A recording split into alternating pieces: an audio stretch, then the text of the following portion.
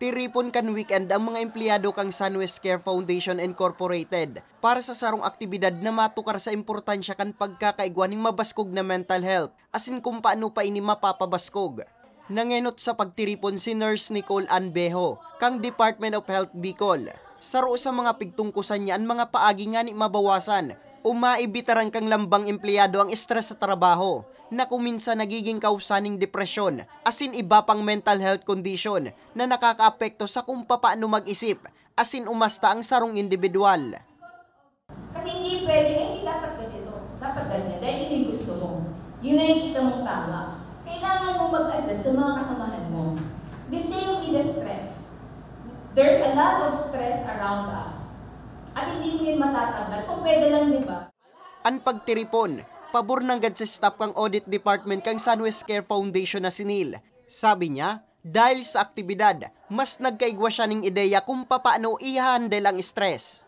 Madami po kami mga paperworks and mga staff na ganun. So, ngunyan po, kumbaga, namamanage ko na kung paano mag-deal ng stress regarding po dito sa seminar. Aminado man si Mary Ann na dahil baguhan siya sa kumpanya, may mga bagay na dapat siyang kabisahon na kung minsan nagdadara na sa iya ng stress. Ngayon, syempre, working na ako. To be honest, it's work and the expectation sa'yo. Sa akin, yun yung naging source of stress ko. But since work is some sort of supporting my family, kasi syempre nagiging tayo ng income, so personally talaga, kaya naman.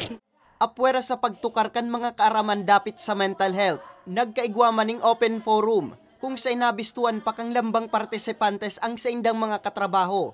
May pakawat man na nakabawas kang sa indang namamatean na stress. Sigun sa Executive Director kang Sunwest Care Foundation Incorporated na si Gemma Quieros, binilog ninda ang aktibidad dahil sa pagmakulog ninda sa indang mga empleyado.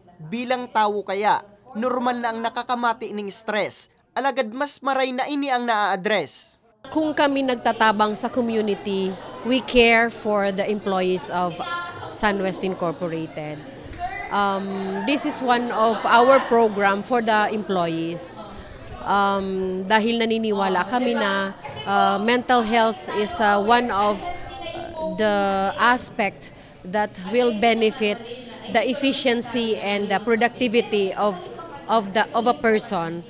Apwera kang sa indang mga empleyado, pigtiripon man kan Sunwest Care Foundation Incorporated ang sa indang high school asin college scholars para sa parehong aktibidad kan pareho manaal daw Sabado, Septyembre 9. Para sa mga baretang tatak Bicol, Nomer Corporal.